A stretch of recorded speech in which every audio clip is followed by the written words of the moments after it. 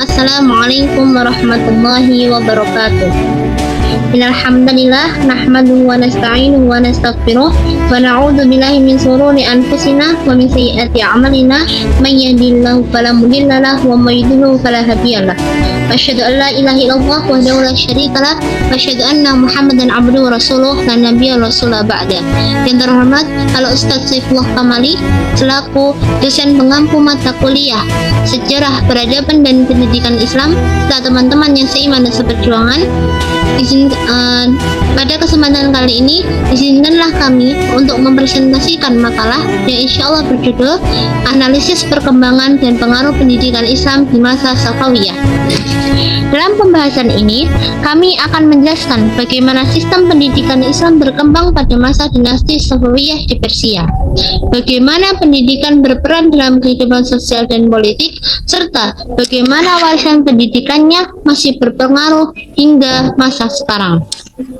Kami berharap melalui presentase ini kita semua dapat memahami bahwa pendidikan Islam tidak hanya berperan dalam bidang keagamaan saja, tetapi juga menjadi bagian penting dalam membentuk peradaban dan identitas umat Islam. Menuju ke pembahasan.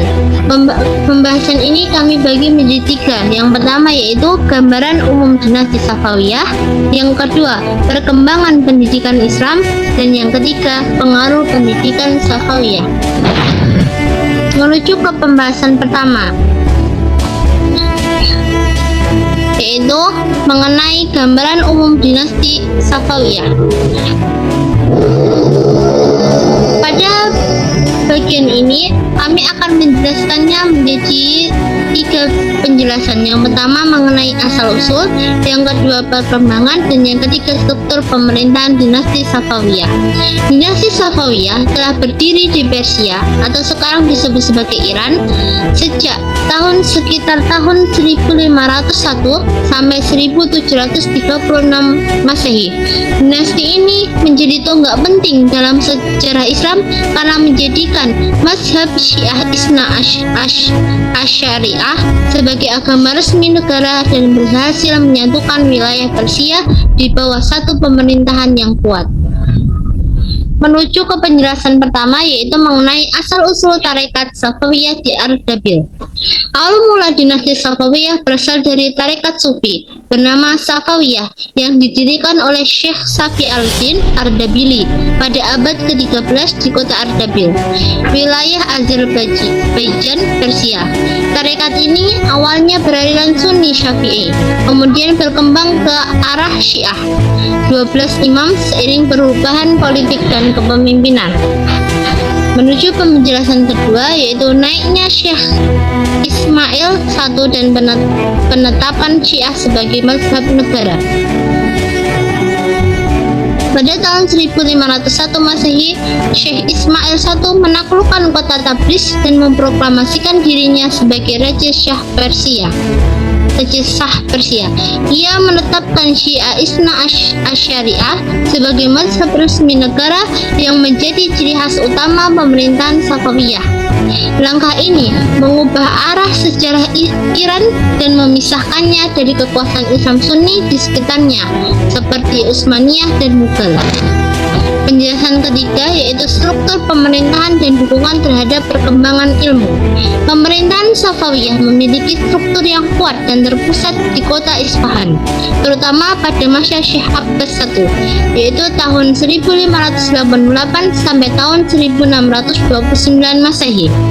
Pemerintah mendukung kegiatan ilmiah dan keagamaan melalui pembangunan madrasah, masjid, dan perpustakaan, serta memberi fasilitas bagi para ulama dan pelajar. Dukungan inilah yang membuat pendidikan Islam berkembang pesat. Kemudian kita menuju ke pembahasan kedua yaitu mengenai perkembangan pendidikan Islam di masa Safawiyah.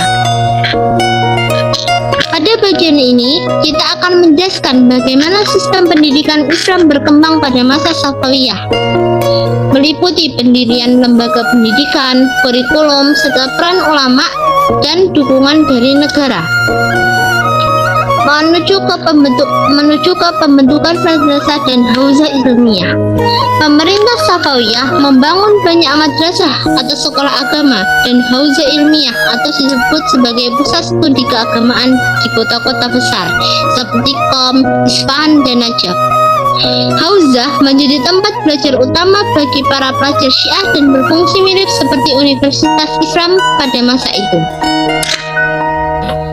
Yang kedua, peran ulama, filsuf, dan cendekiawan Syiah. Banyak ulama dan cendekiawan besar lahir di masa ini, seperti Mulla Sadra, Mir Damad, dan Bahauddin Al-Amili.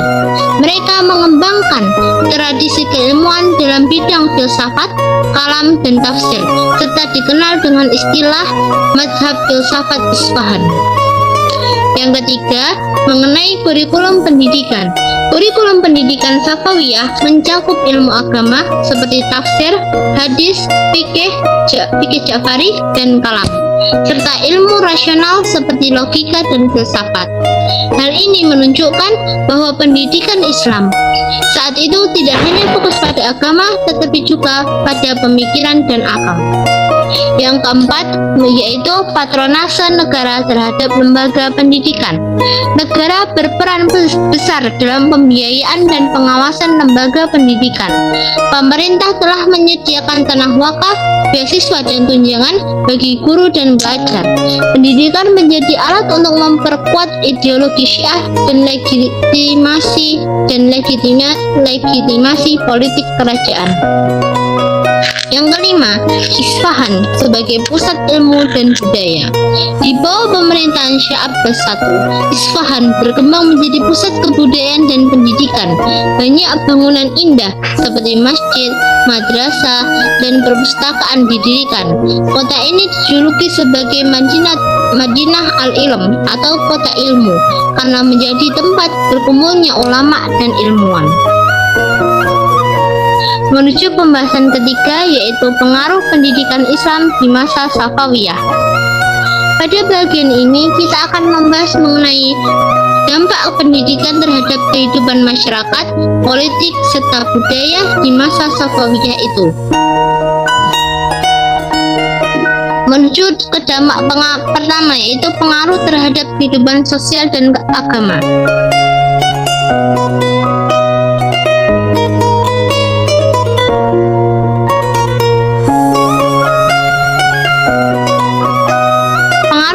Kehidupan sosial dan keagamaan. Pendidikan berhasil membentuk identitas keagamaan Syiah yang kuat di Persia.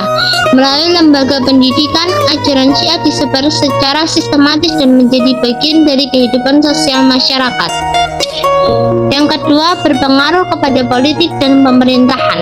Ulama memiliki peran penting dalam pemerintahan sebagai penasihat raja dan penjaga nilai-nilai agama. Pendidikan menjadi sarana untuk menanamkan loyalitas terhadap negara dan menjaga kesatuan politik. Yang ketiga, pengaruh terhadap kebudayaan dan filsafat Islam. Pada masa ini lahir mazhab filsafat Isfahan yang menggabungkan unsur filsafat Yunani, teologi Islam, dan mistisisme Syiah. Masa Safawiyah menjadi puncak kejayaan intelektual di Persia. Yang keempat, yaitu dampak keempat terhadap pendidikan Islam modern. Sistem pendidikan Safawiyah menjadi fondasi bagi sistem hauzah modern di Iran dan Irak yang bertempat di Qom dan Najaf. Tradisi keilmuan yang dimulai sejak masa itu masih berlanjut hingga sekarang. Sebagai tambahan, yaitu analisis kritis. Bagian ini berisi penilaian dan refleksi terhadap sistem pendidikan Safawiyah. Keunggulan dari dinasti Safawiyah yaitu yang pertama, sistem pendidikan Safawiyah unggul karena mengintegrasikan agama, politik, dan budaya, serta melahirkan banyak ilmuwan besar yang berpengaruh. Yang kedua, keterbatasan sistem pendidikan. Keterbatasannya atau kelemahannya yaitu dalam sistem pendidikan. Namun, sistem ini terlalu berfokus pada mazhab Syiah sehingga membatasi keberagaman pemikiran dan mengurangi ruang bagi ilmu-ilmu umum dan sains. Yang ketiga, yaitu relevansi terhadap pendidikan Islam kontemporer.